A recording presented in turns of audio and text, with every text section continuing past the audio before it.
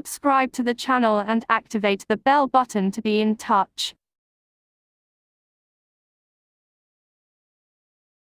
News we're following, an investigation shows that Alec Baldwin pulled the trigger of the gun that killed cinematographer Halyna Hutchins on the movie set of Rust last October. That's according to a newly released forensics report by the FBI.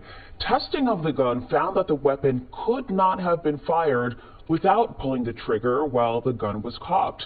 In December, Baldwin told ABC News that he did not pull the trigger. The FBI forensics report was handed over to Santa Fe County Sheriff's Office in New Mexico. Authorities have not said whether any charges will be filed.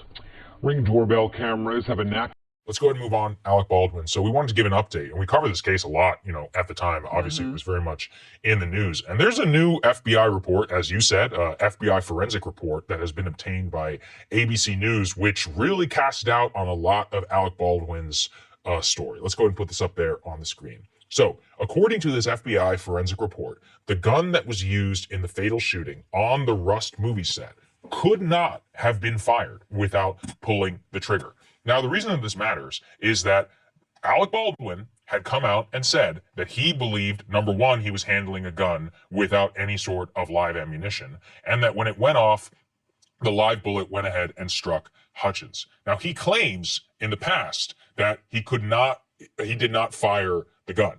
Now, you'll recall this was a big controversy here because I think it was back in December. You and I discussed it, I remember, because you talked to your dad, where he said, quote, the trigger wasn't pulled. Quote, I didn't pull the trigger. He said it twice on the record in an ABC News interview with George Stephanopoulos. Very clear about what he did.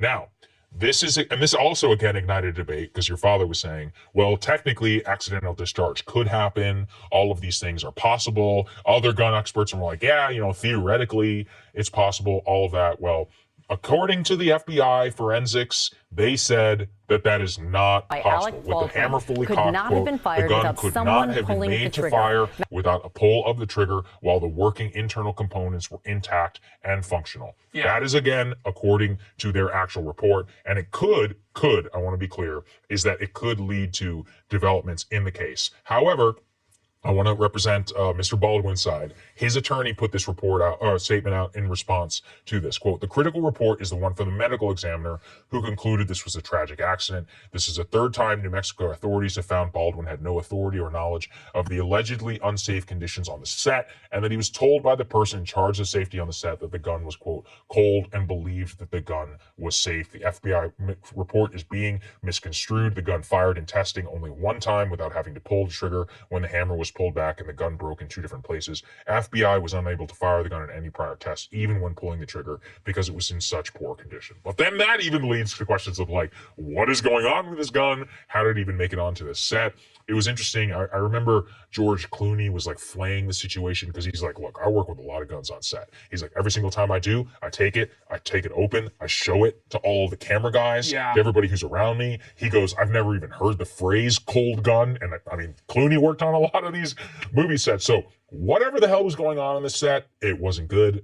And look, it's just a further development. It does at least say that, look, Baldwin is clearly a tragic situation. He may not just remember. He may have convinced himself in his mind that he didn't pull the trigger. That's true. But, I mean, look, according to the FBI, he probably did. People's capacity for self-delusion very, very high. It's a crazy situation. Horrific. Yeah, I mean, very tragic situation. No one is saying that he wanted to kill this person.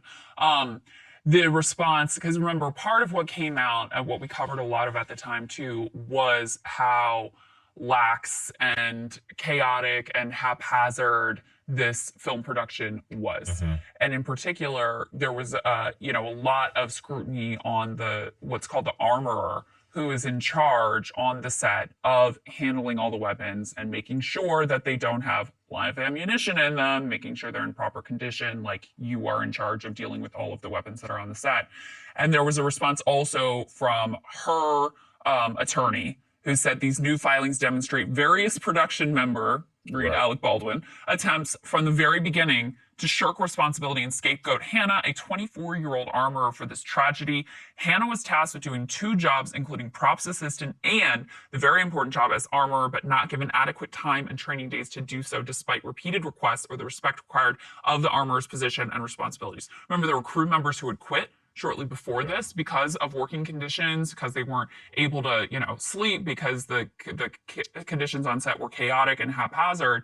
And then this woman, Hannah, was, really, I think this was her first time in this job. And so none of this ultimately answers the big question of how the hell did live ammunition end up in this gun? Yeah. And we still don't know the case, but at least, Baldwin's defense that he basically did everything right and he didn't even pull the trigger, a piece of that now appears to be debunked. Because it's one thing to say, okay, in theory, if you had this type of gun, maybe this could have happened. But the FBI was examining the specific gun to see whether this was possible, and at least their conclusion is, no, it's not. Takeaway from me is when the union guys are like, hey, there's some really screwed up stuff going on here, listen to them. And guns are involved? Yeah. Listen to them whenever they're like, this is insane, a crazy workplace. Don't try and just hire scabs in order to bring down your production budget. Because I actually think that's a massive takeaway, which is when you're handling live ammunition, firearms, and all this stuff, maybe, work with the professionals. Yeah, don't cut corners on that particular aspect of the production. That's right. Okay. Cable news is ripping us apart, dividing the country, making it impossible to function as a society, and making it impossible to know just what is true and what is false. But the good news is they are failing and they know it. That is why we're building something new, a new mainstream, a healthier one, something more trustworthy, something that we are going to need in one of the most pivotal times in American history. We are building up here for the midterms, for the upcoming presidential election, but we need your help. So if you can help us out by becoming a premium member today at breakingpoints.com, we're trying to change America for the better and the entire world. So what are you waiting for, guys? Go to breakingpoints.com and sign up and help us build a new mainstream.